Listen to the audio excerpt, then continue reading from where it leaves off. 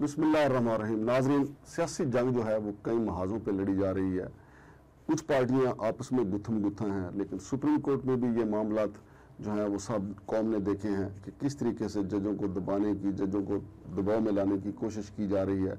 लेकिन ये रवायत अच्छी नहीं है, खा किसी भी पार्टी की तरफ से हो।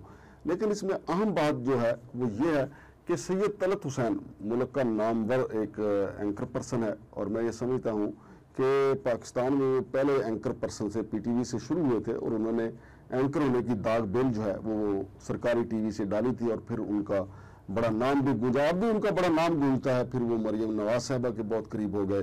लेकिन उनकी एक वीडियो भी सामने आई है जिसमें उन्होंने कहा है कि मुस्लिम लीग नून का कार्ड जो है प्लाटिनम कार्ड समझा जाता था, लेकिन अब इसकी हैसियत जो है वो सिल्वर कार्ड की भी नहीं रही। लेकिन इससे बढ़कर उन्होंने कुछ ट्वीट किए हैं जिसमें उन्होंने ये दावा किया है कि शरीफ खानदान का एक बंदा जो है वो उस मिलिट्री स्टैब्लिशमेंट के पास जाके ये कहता रहा है कि मरियम नवाज और नवाज शरीफ के खिलाफ सोशल मीडिया पे ट्रेंड बनाए जाएं।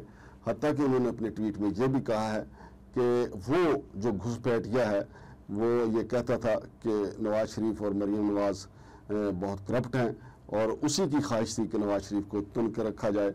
ये बीच में लिखा हुआ है जनाब सैयद तलत हुसैन ने। सैयद तलत हुसैन के ट्वीट भी आप स्क्रीन पर देख रहे होंगे जो उन्होंने किए हैं, क्योंकि ये बड़ी अहम बात है। और उनकी जो वीडियो है वो बड़ी मुख्तसर सी वीडियो है, वो भी जरा सुन लें। अब जो इंडिपेंडेंट थे वो आपस में पता क्या बात कर रहे हैं? वो ये बात कर रहे हैं कि भाई जब हम इंडिपेंडेंट थे तो हम जीत गए थे, वो जी नून लीग का टिकट लिया तो साड़ी तो ऐसी तैसी हो गई। तो नून लीग का टिकट लेने के लिए जो लाइनें लगा करती थी, जो प्लेटिनम कार्ड समझते थे कि हमारा टिकट प्लेटिनम कार्ड है, अब वो सिल्वर कार्ड या तांबे के कार्ड तक उसकी कदर रह गई है। तो ये बहुत बड़ी इंप्लीकेशन है कि टिकट लेने वाला अगले इंतखाबात के अंदर सोचेगा 2 मरतबा कि नून लीग का टिकट उसको लेना चाहिए या नहीं। तो नाज़रीन, ये थी एक सूरत हाल जो जनाब सैयद तलत हुसैन साहब फरमा रहे थे। इससे आप अंदाज़ा लगा सकते हैं कि मुस्लिम लीग नून कहाँ खड़ी है। ये इक़्तिदार हासिल करने के बाद, लूला लंगड़ा इक़्तिदार हासिल करने के बाद, और इसी पे जो तहफ़्फ़ुज़ात और ख़दशात हैं वो मियाँ नवाज शरीफ के हैं कि ये इक़्तिदार हासिल करके हमने सवाए रुसवाई के कुछ हासिल नहीं किया। और शायद इसी वजह से कहा यह जा रहा है कि आसिफ अली जरदारी जो हैं वो बज़ाहिर तो दुबई गए हैं, लेकिन दुबई से या वहाँ से वो लंदन भी जा सकते हैं, या दुबई से ही वो बैठ के टेलीफोनिक बात करेंगे मियाँ नवाज शरीफ से कि इक़्तिदार को किसी न किसी तरीके से उसकी मुद्दत जो है वो पूरी की जाए। लेकिन मियाँ नवाज शरीफ जो हैं वो अपने जो दोस्त हैं, उनके हम ख्याल हैं, उनको जारहाना पॉलिसी अख्तियार करने की हदायत कर चुके हैं। अब देखते हैं कि ये इक़्तिदार कितने दिन जारी रहता है, लेकिन उसका दारोमदार जो है वो मियाँ नवाज शरीफ की मर्जी पे है। दूसरी तरफ इमरान खान जो है उन्होंने बड़ा दबाव बढ़ाया हुआ है कि वो मुसलसल इस बात पे दबाव दे रहे हैं कि आम इंतखाबात करवाए जाएं। और इस हवाले से नाजरीन, जो साबिक सेनेटर हैं अनवर बेग साहब, वो पहले पीपल्स पार्टी में रहे, फिर मुस्लिम लीग नून में चले गए थे। उन्होंने काफ़ी तहफ़्फ़ुज़ात और ख़दशात का इजहार किया, और उन्होंने जनरल बाजवा का नाम लेकर उनसे ये अपील की है कि हम मेक और ब्रेक की सिचुएशन में पहुंच चुके हैं, लिहाजा खुदा के लिए ऐसी सूरत हाल से बचने के लिए कोई ऐसा हल निकाला जाए, और मुल्क को दरपेश जो बहरान है उसको फौरी तौर पे दूर किया जाए। ये जो जनाब सेनेटर अनवर बेग ने कहा है, उनका भी ये मुख्तसर बयानिया सुन लें कि वो क्या कह रहे हैं। I don't see any light end of that tunnel. हम अल्लाह माफ़ी दे, अल्लाह मेरे मुंह में खाक, अल्लाह माफ़ी दे। हम तो लगता है कि ये हालात ऐसे सही नहीं है भाई, बहुत गंदे हालात हैं। और मैं तो अब डायरेक्टली अपील करूंगा जनरल बाजवा साहब से, प्लीज ये इसको रैप अप करें। बहुत हो चुकी, बहुत नुकसान हो चुका है मुल्क का। We have been shattered. मैं ये बात कहना चाहूंगा, वो जो लेटर जो शुजात साहब ने डिप्टी स्पीकर को लिखा है, वो बाजवा साहब जरा मंगवाएं वो लेटर और देखें। वो लेटर जो है वो टिपिकल मिलिट्री स्टाइल में लिखा गया है। वो तो ऐसे लगता है कि टाइप लेटर गया है, जरदारी साहब लेके गए, उससे दस्तखत करवाएं और जाके डिप्टी स्पीकर को दिया है। This is not the commercial way of writing letters. ये फौजी जो स्टेनोटाइपिस्ट होता है वो इस टाइप का लेटर टाइप करता है। आप जरा लेटर को मुलाहिजा कीजिए। बाजवा साहब को चाहिए कि वो लेटर बुलवाए और देखे क्या भोंगे तरीके से ये सिलसिला किया है। देखिए जी, इस तरीके से मुल्क नहीं चलते।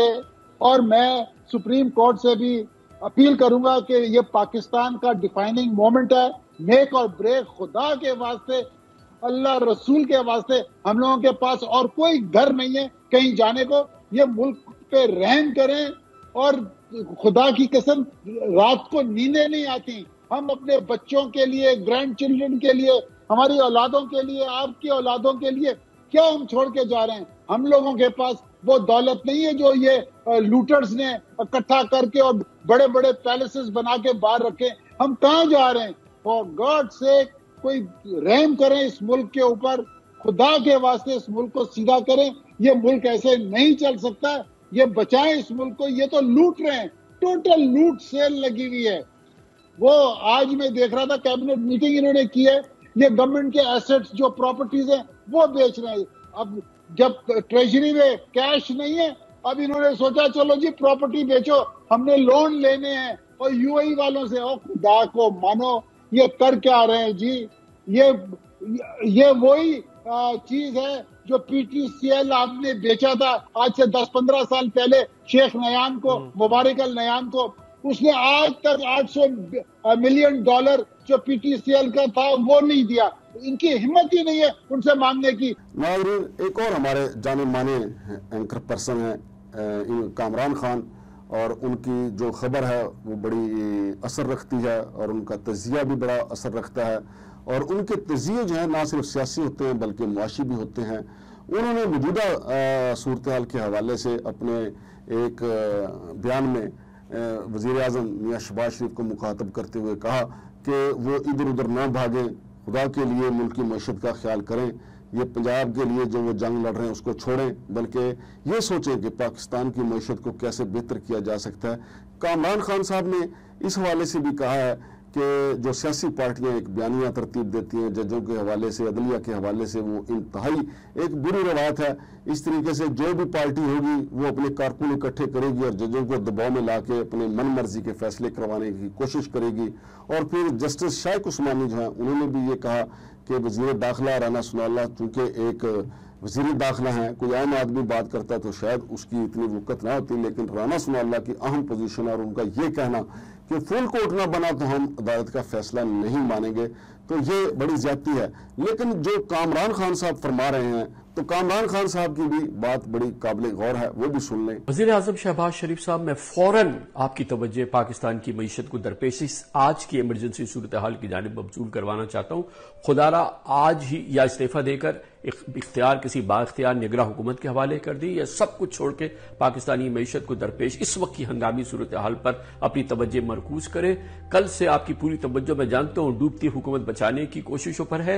वज़ीर आज़म शहबाज शरीफ साहब, इस वक्त पाकिस्तान की ओपन मार्केट पर डॉलर 220 रुपए का नहीं मिल रहा। अभी थोड़ी देर कबल डॉलर की सरकारी कीमत 218 रुपए छू गई। शहबाज शरीफ साहब, एक्सचेंज रेट अफरा तफरी का शिकार है। डॉलर कदर में पिछले 48 घंटे में इजाफे से हुकूमत पाकिस्तान के कर्जों में हजारों अरब रुपए से जायद का इजाफा हो चुका है। और सबसे बड़ा जुल्म यह है कि अगर आज डॉलर 218 रुपए को हो गया है तो मतलब यह है कि पाकिस्तानियों को आलमी मंडी में पेट्रोलियम मसनूआत, ना गेहूं, ना घी, ना तेल की कीमतों में जो कमी हुई है उसका कोई फायदा होगा। 4 माह शहबाज शरीफ दौर में डॉलर रुपए के मुकाबले में पाकिस्तान की तारीख की सबसे बड़ी तबाही से दो चार हुआ। 4 माह से कम अरसे में डॉलर 182 रुपए से आज 218 रुपए पे जा पहुंचा, यानी 100 दिनों में 40 रुपयों का इजाफा। इसके बावजूद मार्केट्स क्या तमाम आलमी मालियाती इदारे शस्तर हैं। आज पाकिस्तान में मरकजी बैंक यानी स्टेट बैंक ऑफ पाकिस्तान 3 माह से जायद से बिना कुल वक्ती गवर्नर चल रहा है और जंग जारी है, मगर कमांडर इन चीफ का ओहदा खाली पड़ा है। शहबाज साहब, ये हंगामी सूरत हाल है। ये वक्त नहीं कि आप इस वक्त आप सब कुछ छोड़कर जरदारी साहब से हुकूमत बचाने के गुर सीखे। खुदा के वास्ते इसी वक्त लाहौर से निकले, इस्लामाबाद पहुंचे, एक्सचेंज रेट संभालने की अमली जद्दोजहद का आगाज करें। आपको पता होगा गुज़िश्ता हफ्ते पाकिस्तान दिवालिया होने के करीब 3-5 मुल्कों की खतरनाक फहरिस्त में शामिल हो चुका है। अगर आपके पास पाकिस्तान की माशी बका की इस जंग के लिए टाइम नहीं है तो आज ही इस्तीफा दे दे प्लीज। ये पाकिस्तान की बका का मामला है, नहीं हो सकता तो हमारी कौमी सलामती लीडरशिप हाथ पे हाथ धरे ना बैठे रहे। खुदारा मौजूदा वजीर आजम को जगाएं, काम पर लगाएं या इख्तिदार कदरे महफूज हाथों में मुंतकिल करवाएं। जी तो नाजरीन, आपने देखा कि हमारे मुल्क के नामवर एंकर हजरात और फिर उसके अलावा हमारे साबिक सेनेटर अनवर बेग साहब, ان کے جو صورتحال کی سنگینی کا جو انہوں نے ذکر کیا، ہر پاکستانی پریشان ہے. پنجاب حکومت کسی کے پاس ہو، وفاقی حکومت کسی کے پاس ہو، اس سے کوئی فرق نہیں پڑتا. فرق پڑتا ہے عوام کو کہ ان کو ریلیف مل رہا ہے یا نہیں.